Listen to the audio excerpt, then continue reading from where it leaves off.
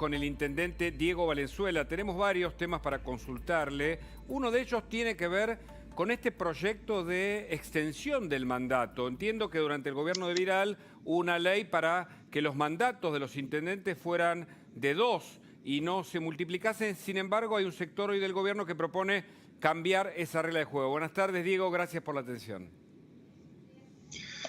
Muy bien, muy buenas tardes. Gracias por invitarme. Bueno, aquí lo que hubo es una reflexión aparentemente del presidente de la Nación en una reunión con intendentes del Frente de Todos, del peronismo. Nosotros lo que decimos es que la ley se sancionó en el año 2016 con mucho consenso, es una ley que incentiva la renovación. A veces es necesaria una ley, a veces no. En mi caso, por ejemplo, ganamos 3 de febrero en 2015 en las urnas, con la política, a un varón del conurbano como era Hugo Curto. O sea, no necesitamos la ley, pero sin dudas la ley puede ayudar, creemos que ayuda. Lo que sí puede haber es una interpretación judicial sobre cuándo inicia la ley, por el hecho de haberse votado a posteriori de la elección de 2015. Ahí se comenta que puede llegar a haber una presentación judicial, no de nuestra parte, y como siempre respetaremos la decisión de la justicia. ¿Pero crees que efectivamente es posible que se dé esto, efectivamente, concretamente, que se extienda? Nosotros no lo estamos impulsando, respetamos la ley, creemos que es bueno evitar la perpetuación y si viniera una reflexión o un debate judicial, daremos nuestro punto de vista y especialmente acataremos lo que decida la justicia.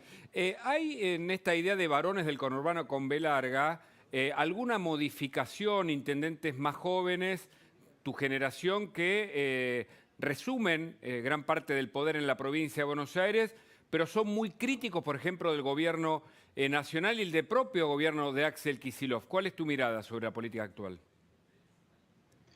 Bueno, hoy estamos en una situación bastante nueva en la provincia, con un gobierno que arrancó y que arrancó con una pandemia, con un equipo de trabajo con buena predisposición, pero que no conoce a fondo la provincia de Buenos Aires, que es muy compleja en su diversidad de regiones, social, productiva, en la necesidad de trabajar juntos, la provincia y los 135 intendentes. Así que por momentos el diálogo prospera, por momentos se traba, hay alguna situación, a veces como ha ocurrido con la educación, de prejuicios con algunas cuestiones, pero seguimos trabajando en base al diálogo. Yo creo que tienen que los 3 niveles de gobierno trabajar juntos, independientemente de los partidos políticos. Y me permito, dado que estamos hablando de reformas políticas, agregar que quizá es momento de debatir otras cosas que son muy importantes para los bonaerenses. Por ejemplo, elecciones separadas, como hay en Córdoba o en Santa Fe. Una fecha para votar separado de lo nacional, porque si no, siempre nos contamina el debate nacional. Queremos debatir y decidir en base a lo bonaerense. Y la otra sería, y creo que es inevitable y necesario, la boleta única. Eliminar las listas sábanas, darle el poder al ciudadano, eliminar los papelitos que se reparten en las esquinas, que además es una barbaridad desde el punto de vista del ambiente y de la pandemia, e ir a una boleta única como la que hay en Santa Fe o en Córdoba. Digamos, vos hablabas recién, ¿no?, del vínculo también con el gobernador, con Axel Kicillof. ¿Cómo es el vínculo entre el gobernador y los municipios que son opositores? ¿Hay diálogo? ¿Es un momento difícil? Hay diálogo, a veces hay dificultades para encontrar puntos de equilibrio. La vez pasada, por ejemplo, le hicimos notar que había un fondo económico que se estaba repartiendo que había dejado afuera a los municipios de Juntos por el Cambio, un fondo para municipios con alta circulación de COVID, se lo habían entregado a todos municipios del Frente Claro. de Todos, y cuando lo planteamos el gobernador lo consideró y nos ha Mm. incluido, y la última semana recibimos el dinero. Pero por otro lado, cuando presenté la propuesta de educación, que fue totalmente clara, respetuosa de la institucionalidad, esto fue a mitad de septiembre, se enojaron conmigo. Y después se dijo que éramos ignorantes, que es un despelote abrir las escuelas, literalmente. Y la realidad es que es absolutamente necesario. ¿Cuál era la Escuelas propuesta de ustedes cerradas. para explicarle a la gente?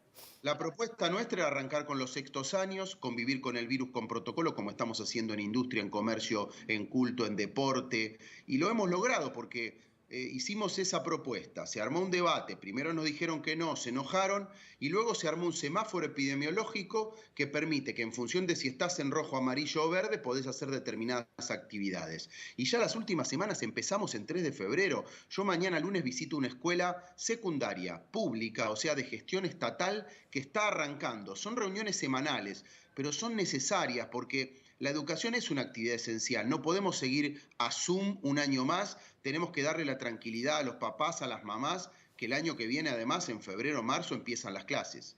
Y el otro tema es la inseguridad y las tomas de tierras. Entiendo porque fue difundido que ocurrió en 3 de febrero, en una plaza edificaron unos usurpadores, ustedes derribaron esa construcción, pero también se multiplican los hechos de inseguridad y ustedes tienen que pagar parte de la nafta de los patrulleros en el municipio. ¿Cómo está esa situación que es compleja, pero que tiene esas dos caras? Bueno, dos temas que nos preocupan mucho y que requieren definiciones claras y contundentes de parte de los que gobernamos, y en este caso de la provincia de Buenos Aires. Estamos esperando terminar las definiciones sobre el Fondo de Seguridad que anunció a principios de septiembre el presidente de la República con el gobernador.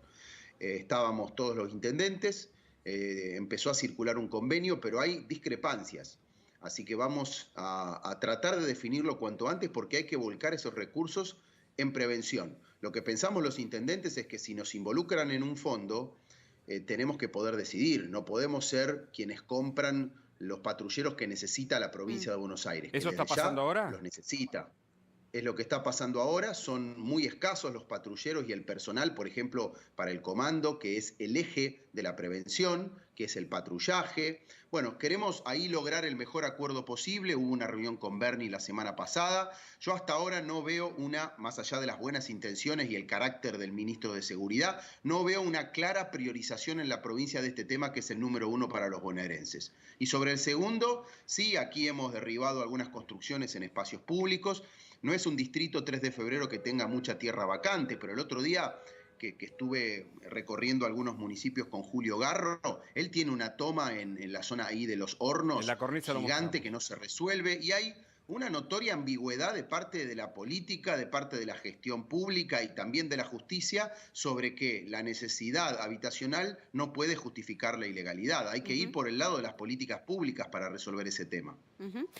¿Cuál te parece que debería ser una buena propuesta por parte del gobierno, tanto provincial como nacional, para empezar a resolver el asunto de la toma de tierras?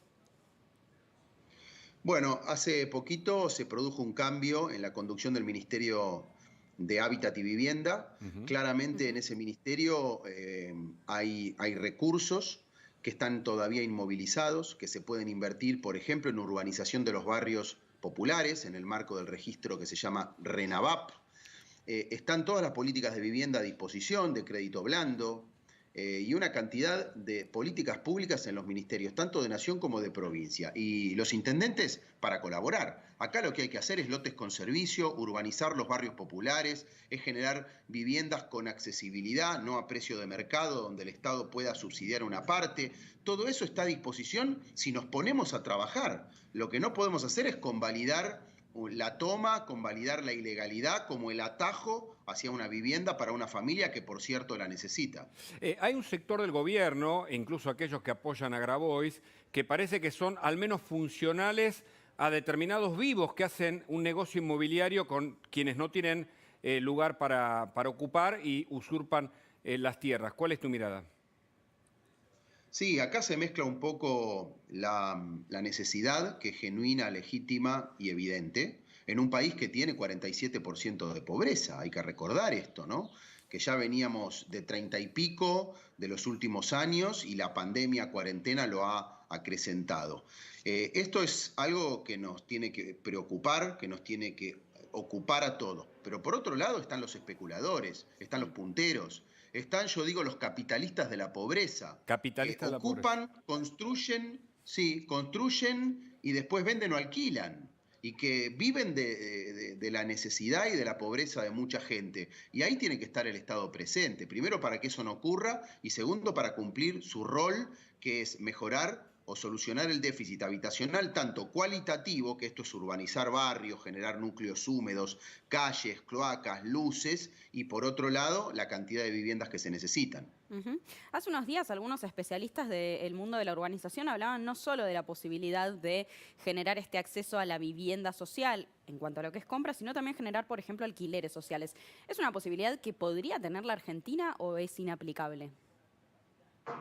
Bueno, habría que estudiarlo, hay que estudiar todo, hay que ver la experiencia internacional. Nosotros acá en 3 de febrero tenemos una casa de tierras con una oficina de escrituración social. Hay gente que vive en barrios sin escritura hace 20 años. El Claro, Estado no se ha ocupado de que tengan la escritura, que es lo que les permite comprar, vender, claro, hipotecar, claro. legársela a un hijo o a un nieto. Y estamos con un banco de tierras. Hay tierras fiscales. ¿Por qué no movilizamos la tierra fiscal para que se pueda construir vivienda allí?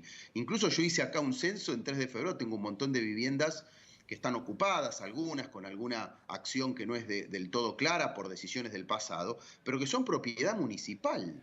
Entonces, realmente, si nosotros nos ponemos las pilas y a trabajar entre todos, creo que podemos avanzar.